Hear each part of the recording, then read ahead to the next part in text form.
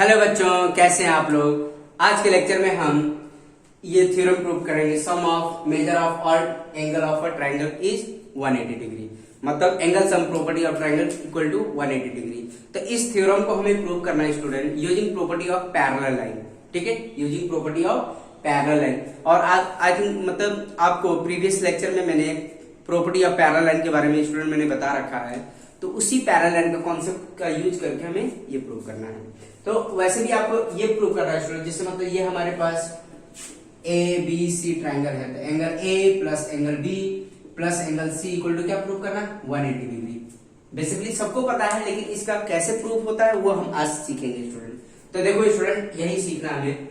तो यहाँ पे देखो स्टूडेंट, हम देखो थ्योरम लिखने से पहले डायग्राम बना लेते हैं। तो डायग्राम हमने बना लिया, ट्रायंगल ए बी सी लिया, ए बी सी। ठीक है, तो गिवन क्या है, गिवन में लिखेंगे हम given triangle A B C. Triangle A B C क्या है, गिवन है। हमें टू प्रूव क्या करना है, to prove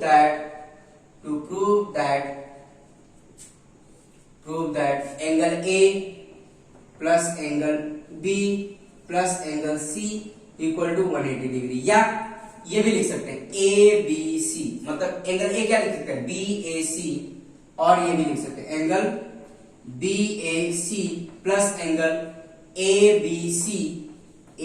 B C plus angle देखो बी सी ए या ए सी बी। ठीक है, A C B equal to 180 degree हम ये भी लिख सकते हैं स्टूडेंट। ठीक है, या 1 लेटर से रिप्रेजेंट करते हैं या 3 लेटर से एंगल को रिप्रेजेंट किया जाता है स्टूडेंट। क्लियर है, तो इसमें से दोनों में से कोई एक, दोनों का मतलब एक ही है। ठीक है स्टूडेंट, तो देखो स्टूडेंट कुछ कंस्ट्रक्शन कर लेते हैं। कंस्ट्रक्शन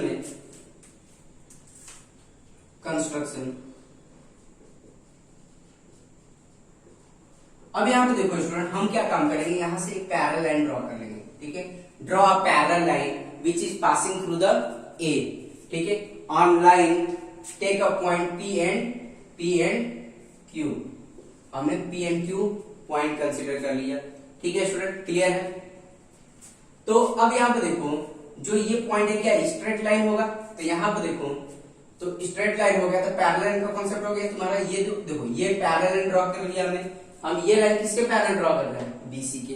इतनी बात समझ में आई स्टूडेंट, क्लियर है। तो यहाँ पर आपको लिखना होगा draw a line segment, draw a line segment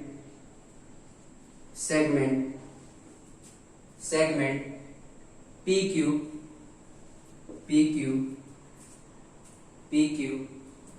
देखो PQ ड्रॉ किया, draw a line segment PQ parallel to BC।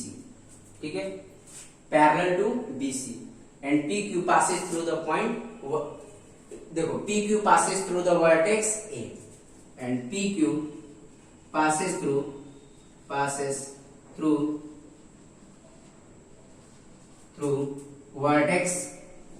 vertex A। ठीक है, vertex A such that PAQ ऐसे लिख सकते हैं student. Draw line segment PQ parallel to BC। ठीक है, parallel to BC and PQ passes through vertex A such that PAQ मतलब ये, इसका मतलब क्या रिप्रेजेंट कर रहा है, तो ये तीनों पॉइंट क्या है, कोलिनियर पॉइंट है। तीनों पॉइंट कोलिनियर मतलब स्ट्रेट लाइन है। ठीक है, इतनी बात समझ में आ रही है स्टूडेंट, क्लियर है। आई थिंक सब बच्चों को समझ में आ गया। ठीक है, अब देखो हम इसका प्रूफ कर लेते हैं स्टूडेंट, प्रूफ करके देखते हैं। देखो प्रूव कर लेते हैं। अब यहाँ पे ध्यान दो स्टूडेंट, देखो ये दोनों हमने लाइन ड्रॉ कर लिया। तो अब यहाँ पे देखो ये दोनों पैरेलल लाइन है और ये क्या काम कर रहा है, ट्रांसवर्सल लाइन का काम कर रहा है। तो मतलब हमारे पास ये क्या है, देखो PQ। ठीक है, PQ पैरेलल टू BC। ठीक है, ये हमने बाय कंस्ट्रक्शन से हमने अभी इसको ड्रॉ किया है। And AB is a transversal line and AB is a transversal line। Clear है, या ट्रांसवर्सल लाइन है। क्लियर है स्टूडेंट। तो यहां पे देखो, तो this one angle equal to this one होगा स्टूडेंट। क्यों? Alternate interior angles are equal. ठीक है, तो हम कह सकते हैं therefore angle PAB congruent to angle ABC। क्या लिखेंगे? Alternate interior angles, alternate interior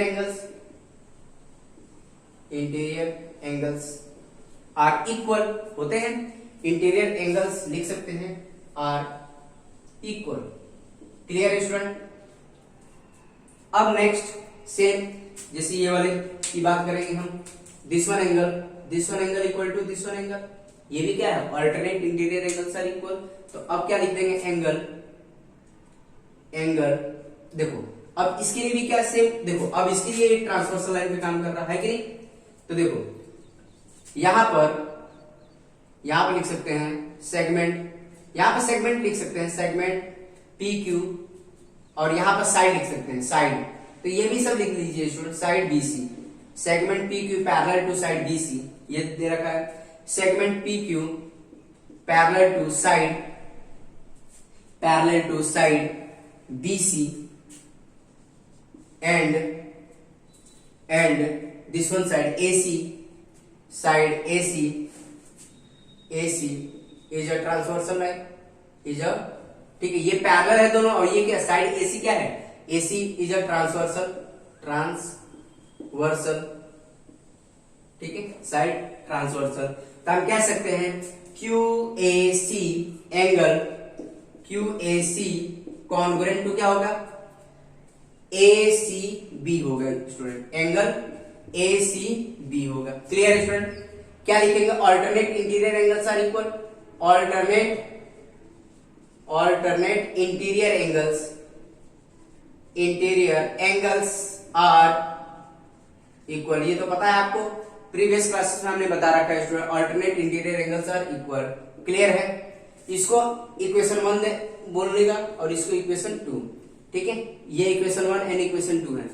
adding equation 1 and 2, adding equation 1 and 2, ठीक है। तो लेफ्ट हैंड साइड ऐड करेंगे, राइट हैंड साइड ऐड करेंगे स्टूडेंट। तो देखो इसको ऐड कर लो, तो देखो क्या हो जाएगा? Angle PAB plus angle QAC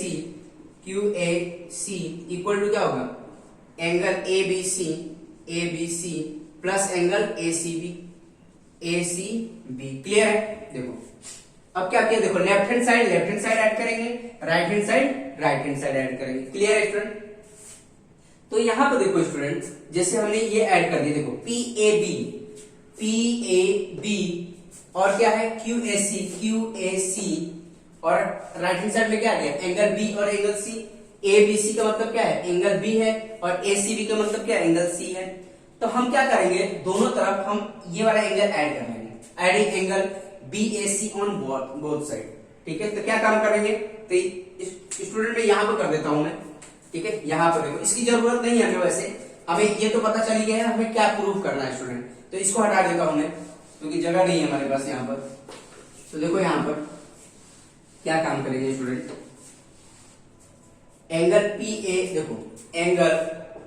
PAB plus angle QAC। अब देखो प्लस करना है यहां पर, तो यहां पर अब angle ABC plus angle ACB। अब क्या काम करेंगे स्टूडेंट, हम दोनों तरफ क्या ऐड कर रहे हैं? BAC plus angle BAC। तो देखो हम क्या ऐड कर रहे हैं? BAC ऐड कर रहे हैं दोनों तरफ, BAC, और यहां पर भी एंगल BAC ऐड कर दिया। ठीक है, BAC ऐड किया स्टूडेंट। क्लियर है? दोनों तरफ adding BAC on both side. यहां पर रीजन में क्या लिख देंगे student? Adding angle BAC on both side. Clear है स्टूडेंट? Both side. इतनी बात समझ में आ रही है? तो अब यहां पर देखो बहुत आसान हो गया स्टूडेंट, देखो ये क्या है? PAB, देखो PAB plus QAC plus BAC। तो ये देखो ये पूरा क्या मिल रहा है? स्ट्रेट लाइन मिल रहा है, तो इनका सम कितना होगा? 180 डिग्री होगा स्टूडेंट। क्लियर है? इनका सम कितना होगा 180 डिग्री। क्या लीनियर पेयर का कॉन्सेप्ट यूज होगा, क्योंकि ये हमने अभी तो प्रूव किया था, ये क्या स्ट्रेट लाइन है, तो स्ट्रेट लाइन के किसी भी पर्टिकुलर पॉइंट को हम देखेंगे तो वहां पर एंगल का सम कितना होता है 180 डिग्री होता है, हमने प्रीवियस क्लास में पढ़ रखा है। तो इन सब का सम क्या होगा स्टूडेंट 180 डिग्री, क्योंकि ये कंप्लीट 180 स्ट्रेट लाइन है, तो स्ट्रेट लाइन तो ये 180 हो जाएगा। तो क्या आ जाएगा हमारे पास angle ABC plus angle ACB plus angle BAC, ठीक है। ABC मतलब एंगल B की बात कर रहा है, ये एंगल B की बात कर रहा है। ACB का मतलब एंगल C की बात कर रहा है, और BAC का मतलब एंगल A की बात कर रहा है, इक्वल टू 180 डिग्री। इतनी बात समझिए। तो फाइनली हम कह सकते हैं for angle A plus angle B plus angle C equal to 180 degree. Hence prove. आई बात समझ में स्टूडेंट, हिंस प्रूव। क्लियर है स्टूडेंट। तो ये प्रूफ कभी कभी आ जाता है स्टूडेंट, यहां पे इसका लिख देंगे, रीजन लिख देंगे लीनियर पेयर ऑफ एंगल्स, ठीक है। लीनियर पेयर ऑफ एंगल्स, इसका मतलब क्या है linear pair of angles, linear pair of angles. इतनी बात समझ में, शॉर्टकट में लीनियर पेयर ऑफ एंगल्स का कॉन्सेप्ट यूज किया है स्टूडेंट। इतनी बात समझ में आ रही है स्टूडेंट, आई बात समझ में। तो हमारा फाइनली प्रूव हो गया, जिससे 1 लेटर से रिप्रेजेंट किया तो 3 लेटर से भी रिप्रेजेंट कर सकते हैं, ऐसे भी लिख सकते हैं, ये भी सही है, कोई दिक्कत नहीं है स्टूडेंट। क्लियर है। तो इसके प्रूफ आपके पेपर में स्टूडेंट आते हैं। बाकी और भी प्रूफ दे रखा है, alternate interior angles are equal, corresponding angles are congruent, ठीक है, ये भी सब चीजें होती हैं, ठीक है। तो इसके भी प्रूफ बहुत कम आते हैं, लेकिन उससे रिलेटेड क्वेश्चंस बहुत सारे आते हैं स्टूडेंट। तो ठीक है स्टूडेंट, हम क्या काम करते हैं, क्वेश्चंस प्रूव करते हैं, ठीक है। उसके प्रूफ कम आते हैं, लेकिन इस ये वाले प्रूफ आते हैं student. Angles of property of triangle equal to 180 degree, ये तो कर लेना है स्टूडेंट। बाकी के मैक्सिमम प्रूफ नहीं आते, लेकिन उससे रिलेटेड क्वेश्चंस आएंगे। तो देखो स्टूडेंट, एक एक करके हम क्वेश्चन देखते हैं आपके एक्सरसाइज के। तो मैं कुछ क्वेश्चंस लिख देता हूं स्टूडेंट। तो देखो बच्चों, इससे कैसे सॉल्व करना है, ये प्रैक्टिस है 2.2 का पहला क्वेश्चन है। सेकंड क्वेश्चन मैंने लिख रखा है, ये बोल रखा है इफ इन फिगर, ठीक है, in figure y equal to 108 and x equal to 7t1 दे रखा है, are the line M and N are parallel. मतलब हमें बताना है कि दिस, अब यहाँ पे देखो जो हमारे पास इंफॉर्मेशन है, एंगल x कितना दे रखा है 171 दे रखा है, and angle y equal to कितना दे रखा है 108 दे रखा है। तो देखो स्टूडेंट, x प्लस y करते हैं 71 प्लस 108, क्या मिलेगा स्टूडेंट, तो ये तुम्हारा 9 मिल जाएगा, 179 मिल जाएगा। तो यहाँ पे देखो student, x plus y, angle x plus y जो होगा ये 179 मिल रहा है, ठीक है। तो हमें इसको पैरेलल होने के लिए क्या होना चाहिए, 180 होना चाहिए स्टूडेंट, तभी तो ये दोनों पैरेलल हो सकते हैं। क्लियर है। तो अगर कोई इंटीरियर का सम, इफ कॉन्जुगेटिव को interior sum of two conjugative interior angles are 180, then two lines are parallel. आएगा समझ में। तो इसको लिखना कैसे स्टूडेंट, आप स्टेटमेंट लिखेंगे, if the interior angles form by transversal of two distinct lines are supplementary, then two lines are parallel, ठीक है। तो यहां पर आप क्या लिख देंगे, इफ, यहां देखो यहां पे क्या है 179, इफ इंटीरियर एंगल, क्या लिखेंगे, if the interior angles form bye transversal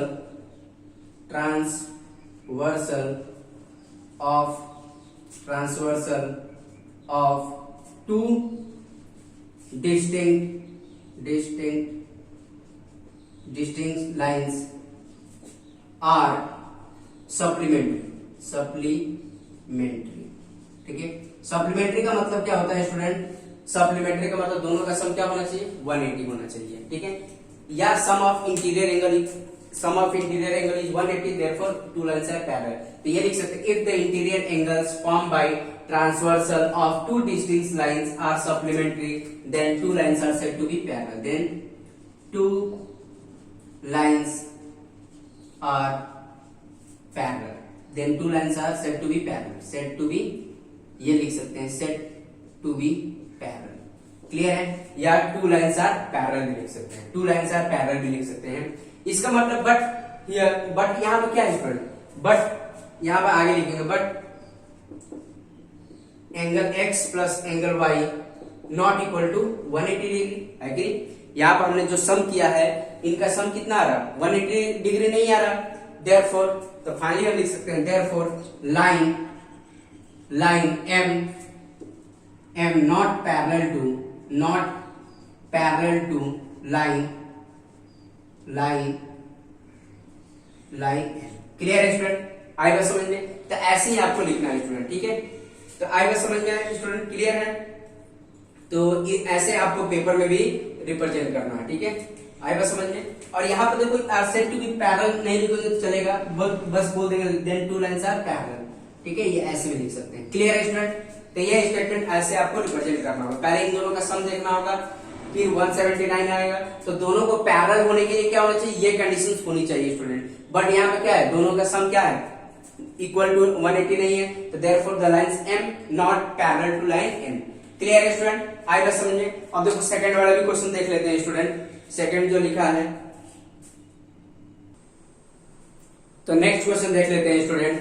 तो ये देखो, ये वाला जो थ्योरम है आपके बुक के जो पेज नंबर 19 पर दे रखा है, तो आप देख लीजिएगा स्टूडेंट, ठीक है? तो देखो ये तो हो गया हमारा। अब हम नेक्स्ट वाला कर लेते हैं स्टूडेंट। नेक्स्ट वाला भी बहुत आसान है।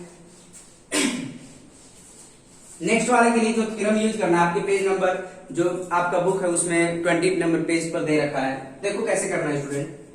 ये गिवन क्या है हमारे पास, गिवन क्या है, गिवन देखो क्या है, given angle A congruent to angle B है, ठीक है? अब आएगा समझ में? तो यहां से तो हमने कोई अल्टरनेट इंटीरियर एंगल पढ़ा है, ठीक है? करस्पॉन्डिंग एंगल पढ़ा है, तो करस्पॉन्डिंग एंगल का कॉन्सेप्ट यहाँ पे यूज कर सकते हैं स्टूडेंट। देखिए कैसे, जब दो करस्पॉन्डिंग एंगल आपस में इक्वल होंगे तो हम कह सकते हैं लाइन आपस में क्या होंगी, पैरेलल होंगी। तो करस्पॉन्डिंग एंगल का कॉन्सेप्ट कैसे यूज करेंगे, तो देखो ये एंगल हम कुछ देर के लिए 1 मान लें, ठीक है?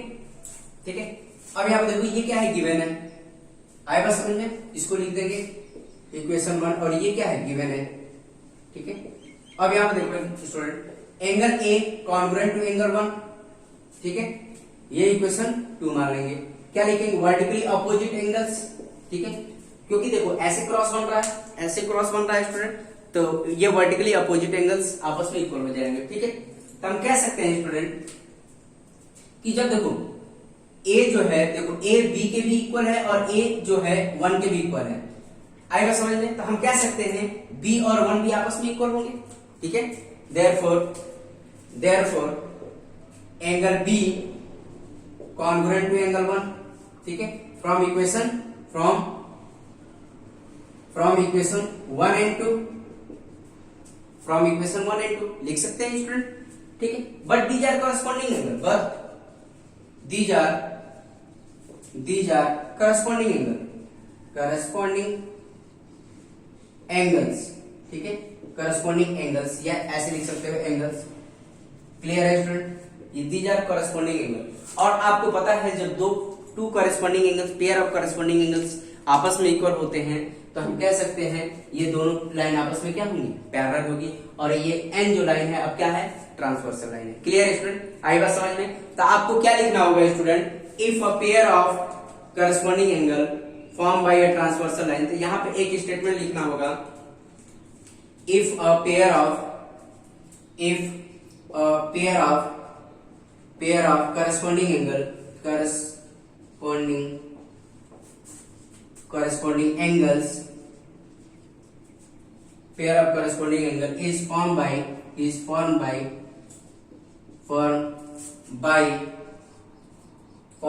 a transversal line of two lines is congruent का मतलब क्या होता है स्टूडेंट, इक्वल। मतलब अब if a pair of corresponding angles is formed by a transversal of two lines, two distinct line भी बोल सकते हैं, two distinct line देखो ये ट्रांसवर्सल लाइन है और ये दोनों आपस में two distinct parallel line है, ठीक है? मतलब two lines is a congruent, मतलब दोनों लाइन एंगल क्या है आपस में, इक्वल है। तब फाइनली क्या लिख सकते हैं, then the two lines are parallel. Last में लिख सकते हैं then the two lines are parallel, ठीक है? Two lines are parallel. Clear है स्टूडेंट? आई बस समझ में। ये जो स्टेटमेंट है, ये जो इसका प्रूफ है, ये जो थ्योरम है आपके पेज नंबर 20 पर मिल जाएगा। ठीक है, आप देख लीजिएगा student. If a pair of corresponding angles is form by a transversal of two lines is congruent then two lines are parallel. अब क्या काम करेंगे, तो फाइनली हम कह सकते हैं जब पैरेलल, तो ये आपस में क्या हो गए, इक्वल होंगे, तो हम फाइनली कर सकते हैं therefore line L parallel to line M. तो स्टूडेंट आपको पेपर में ऐसे थ्योरम एक्सप्लेन करके बताना होगा कि बेसिकली यहाँ पर कौन सा थ्योरम यूज कर रहा है। ठीक है, यूज करना है। तो बेसिकली ये जो क्वेश्चन जब सॉल्व करते हैं तब थ्योरम का यूज करना होता है स्टूडेंट। क्लियर है स्टूडेंट? आई बस में शॉर्टकट में लिख सकते हैं if two corresponding angles are equal therefore the given lines are parallel. ऐसे भी लिख सकते हैं, लेकिन शॉर्टकट में लिखने से अच्छा है कि आप जो ये थ्योरम है पूरा स्टेटमेंट लिख दें। क्लियर है स्टूडेंट? आई बस समझ में। तो और भी देखो, एक दो क्वेश्चन और देख लेते हैं स्टूडेंट, आपके ही बुक के क्वेश्चन से वो भी। तो देखो बच्चों, मैंने दो क्वेश्चन आपके लिए दे रखा है आपकी प्रैक्टिस के लिए। आप ये क्वेश्चन थर्ड और फोर्थ है आपके प्रैक्टिस सेट 2.2 का ही है स्टूडेंट। तो आप इसको खुद से सॉल्व करके देखिए स्टूडेंट। ठीक है, तो खुद से ट्राई करेंगे तो आपके लिए बेहतर होगा कि आपको और अच्छे से समझ में आएगा स्टूडेंट क्या करना है क्या नहीं करना है। तो इसको आप खुद इसको हम डिस्कस करेंगे आने वाले वीडियो लेक्चर में। ठीक है, तो आप खुद से प्रैक्टिस करके देखिए। ठीक है, अदरवाइज मैं नेक्स्ट वीडियो लेक्चर में इसको डिस्कस करूंगा। ठीक है स्टूडेंट, तो आज के लिए इतना ही, आने वाले वीडियो लेक्चर में हम बात करेंगे। ठीक है स्टूडेंट, ओके, थैंक यू।